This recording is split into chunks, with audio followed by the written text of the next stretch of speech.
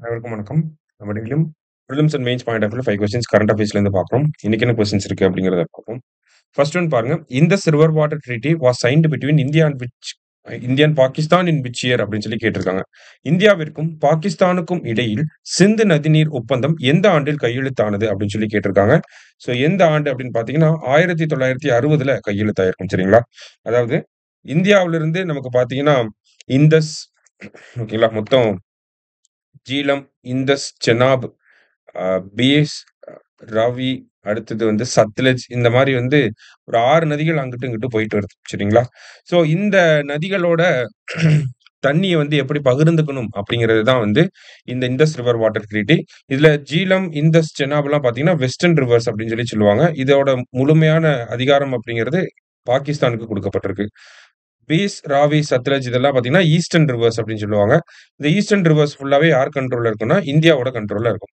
இப்போ இந்த பஹல்காம் அப்படிங்கிற பகுதியில ஏற்பட்ட தீவிரவாத தாக்குதலுக்கு பிறகு, இந்தியா இண்டஸ் ரிவர் வாட்டர் ட்ரீட்டிய நாங்க நிறுத்தி வைக்கிறோம் அப்படிங்கிறத சொல்லியிருக்காங்க. சரியா? அந்த பின்னணியில தான் நம்ம பார்க்கிறோம். அடுத்தது, நேஷனல் பஞ்சாயத் ராஜ் டே எப்போ அப்படின்னு பார்த்தீங்கன்னா, தேசிய பஞ்சாயத் ராஜ் தினம் ஏப்ரல் 24. சரியா? அடுத்ததா பார்த்தீங்க அப்படின்னா, which country is set to launch the world's first thorium based nuclear power plant? உலகின் முதல் தோரியம் அடிப்படையிலான அணு மின் நிலையத்தை எந்த நாடு தொடங்க உள்ளது அப்படின்னு பார்த்தீங்கன்னா, சைனா. சைனாவோட கோபி டெசர்ட்ல வந்து இத கொண்டு வர போறாங்க. சரியா?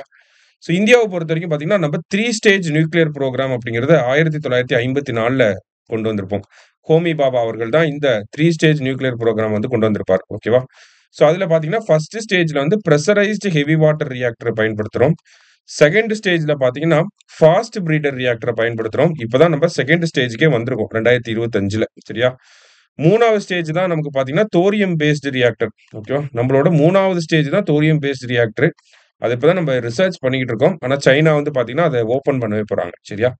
அடுத்தது, which organization claimed responsibility for Pahalgam terrorist attack? Pahalgam பயங்கரவாத தாக்குதலுக்கு எந்த அமைப்பு பொறுப்பேற்றுள்ளது அப்படின்னு சொல்லி கேட்டிருக்காங்க. ஸோ லக்ஷர் இ தொய்பா அப்படிங்கிற அமைப்புக்கு கிளையாக இருக்கக்கூடிய அதோட ஒரு அமைப்பாக இருக்கக்கூடிய அமைப்பு தான் ரெசிஸ்டன்ஸ் ஃப்ரண்ட் அப்படிங்கிற இந்த அமைப்பு. இவங்க தான் பொறுப்பேற்றிருக்காங்க. சரியா? கடைசியா, how much tax will be levied on luxury items purchased for more than rupees 10 lakh அப்படின்னு சொல்லி கேட்டிருக்காங்க. 10 லட்சத்திற்கு அதிகமான விலையில் வாங்கும் ஆடம்பர பொருட்களுக்கு எவ்வளவு வரி விதிக்கப்படும் அப்படின்னு சொல்லி கேட்டிருக்காங்க.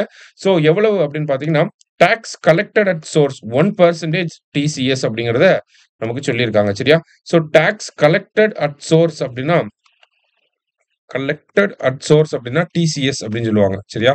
இதுவே டிடிஎஸ் அப்படின்னா டாக்ஸ் டிடக்டட் அட் சோர்ஸ் அப்படின்னு சொல்லி சொல்லுவாங்க. சரியா?